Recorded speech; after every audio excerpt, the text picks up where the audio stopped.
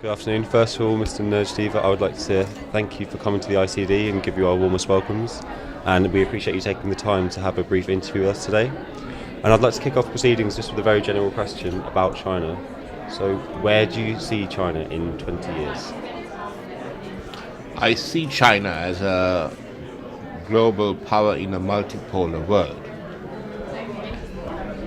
There is a lot of angst amongst Europeans about China's rising power.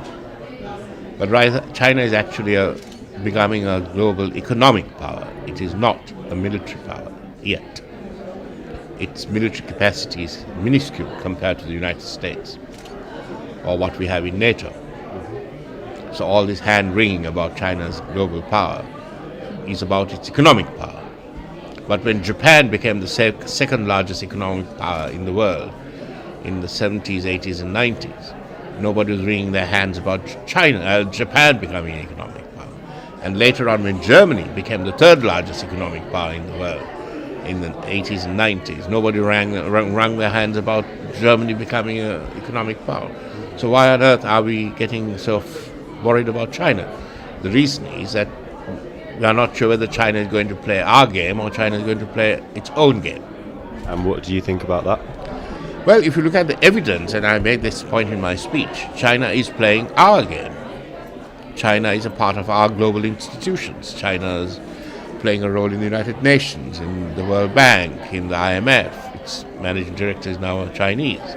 It's playing its role in peacekeeping operations in the UN. It's a part of our global institutions. But surely there are limitations. That is going to be the role that we have to make sure it remains part of our global institutions. A second question, if you don't mind. Do you think China should focus on its relationship with other large governing bodies, such as the EU, or do you think it should focus on individual relationships with separate countries? China is a multilateral player. The EU is the second largest trading partner of China's and growing. Our access into China's markets are not as large as China's access into our markets. And our investment in China is less than our investment in North Africa. So this is not a good sign, but we need to encourage more inter-investment between our two economic entities. China is more than a nation state. It's a continental power. The EU is more than a nation state, although some people believe it is. It's a continental power with many nations within it. So I think there is a room for bilateral relationships between China and member states of the EU, and there is a multilateral relationship between China and the EU. So it's not either or, it's and.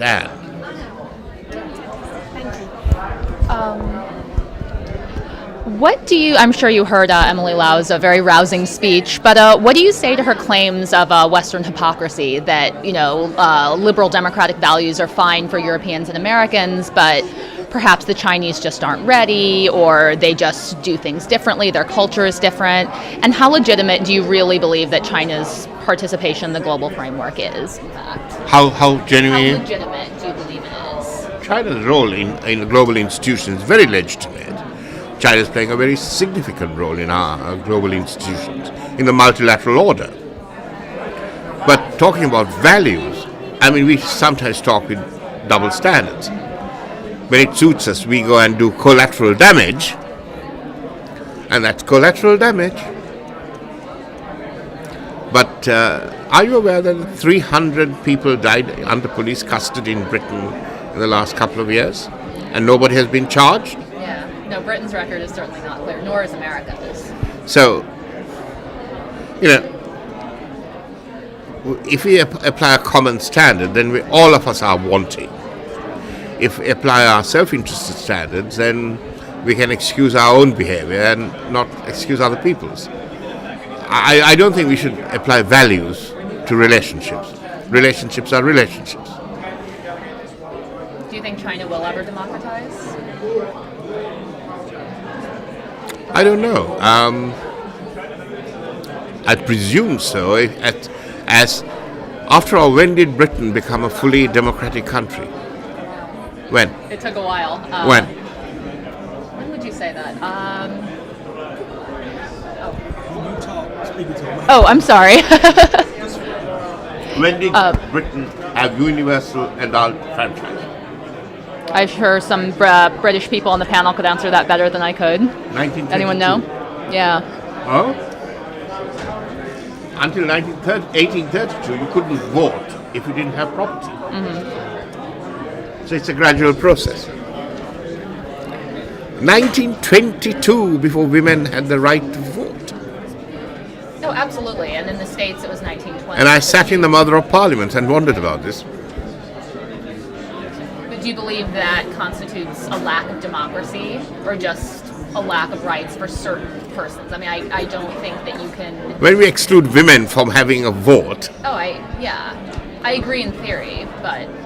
Oh, I'm sorry. I haven't gotten the hang of this microphone yet, but no, I absolutely agree in theory, but would you say that democracy is not legitimate unless every single ethnic, racial, or ethnic, racial group or gender has absolutely equal rights? well, in Because your then- country, you're from the United States. Yes, I am.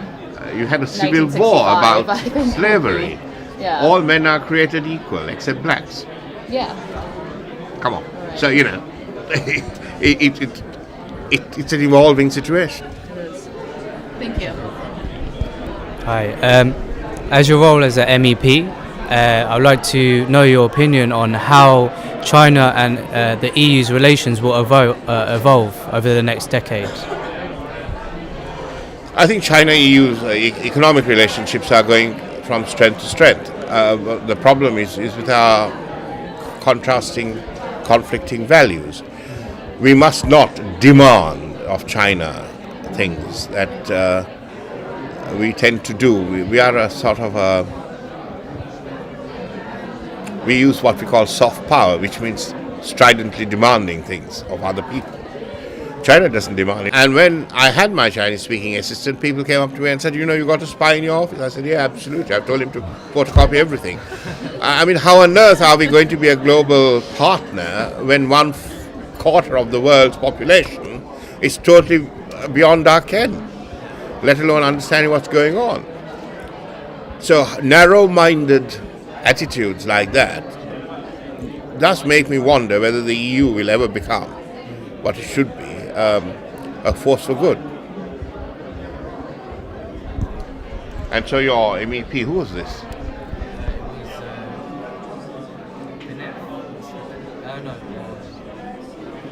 He was an MEP from Hungary. What's his name? His name actually escapes me. Anyway, he's right. He's right. We need to engage with what is going to emerge as one of the world's superpowers.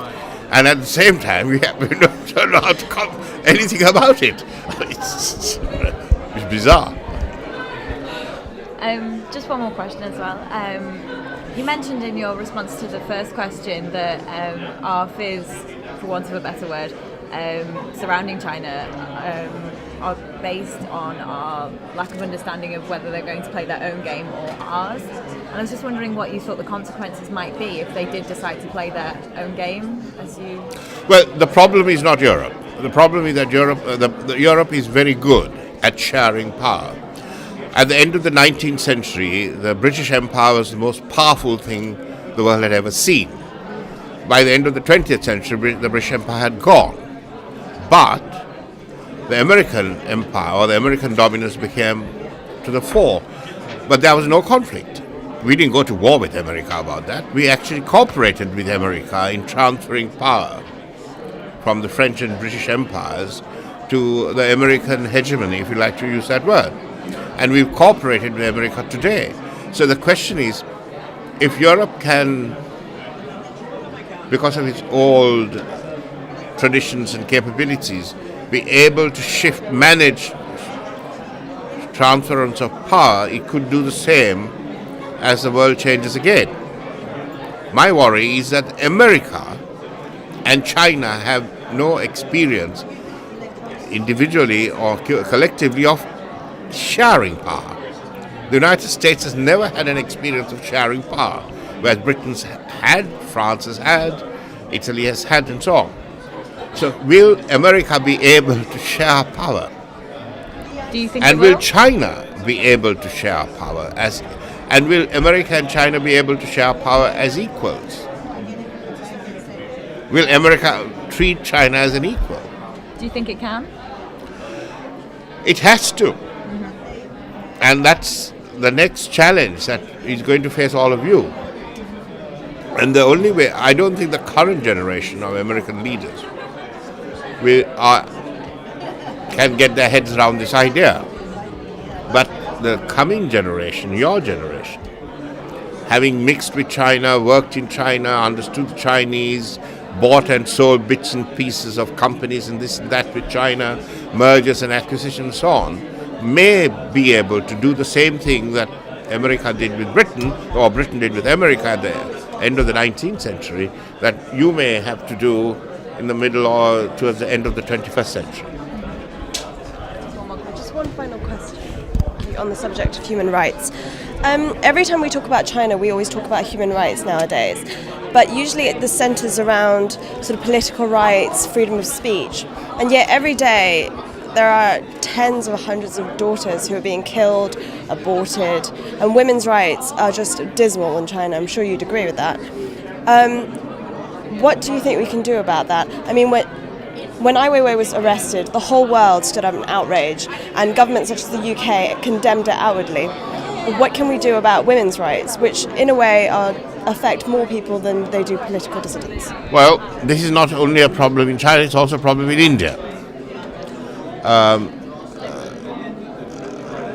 Infanticide, female children being killed in the fetus. It's a hell of a problem in India and China, and it must stop.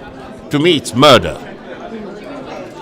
But when I say this in the parliament, people say, yeah. But it is. It's not about the right to choose, it's the right not to kill. But again, this whole argument's got muddled with the human right of a woman to choose. So where do we go from here? Now, I don't know what this young lady thinks, but is it your right to choose to kill? Well, I don't see it that way. But this is the issue. So you have a right, but the child, I think, has a right too. You're right, but an American humorist once said that if men could get pregnant, abortion would be a sacrament. And I do think that until men can be in our position, I think that. But no, I think it's a very complicated issue, and I do understand the other side, but. As a woman, I think that the rights of the woman have to be put before the rights of a fetus. But I do agree that in China, why don't we appoint a lawyer to argue for the rights of the fetus? Well, I mean, I don't think we can say that a fetus is a human being worthy of the same rights as you or I. Why? Especially before 3 months. I mean, they're simply in the first week of pregnancy. There are actually more brain cells in a fly than there are in a fetus that is a few days old. But we know it's going to become a human being, right? Possibly.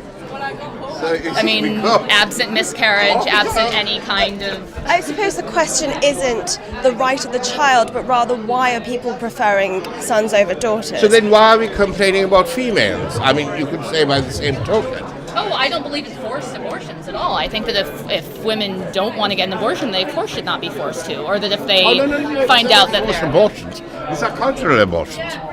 Nobody's forcing Indian women to abort their women children. Right, but I think it's also a definite result of sexism, that if you don't want more females in the world because they're not as valuable in society as men are, then of course, in a way, it is culturally forced abortion. But forced.